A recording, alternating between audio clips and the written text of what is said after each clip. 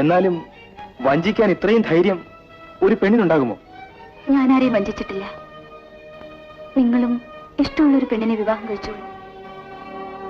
ഞാൻ അങ്ങനെ വിവാഹം കഴിച്ചിരുന്നെങ്കിൽ നീ ഇന്ന് ജീവനോടെ ഇരിക്കുമായിരുന്നു? തീർച്ചയായും ഇല്ല. പിന്നെ നീ ആ വയസ്സിന് എന്തിനു വിവാഹം കഴിച്ചു? പണത്തിന് വേണ്ടി. കള്ളം. ഞാനത് വിശ്വസിക്കില്ല. എന്ത് പറഞ്ഞു രഘു വിശ്വസിക്കും? നിന്റെ സുഖത്തിന് വേണ്ടി ചാരിത്രം വിറ്റ് കാശാക്കിയ ഒരു വേശി എന്ന് പറയൂ. രഘു, നിൽക്കൂ. ഈ ഫോട്ടോ കണ്ടോ? മരണം വരെ കാത്തിരിക്കാമെന്ന് പറഞ്ഞ് അന്ന് നീ എനിക്ക് തന്ന പ്രേമ സമ്മാനം.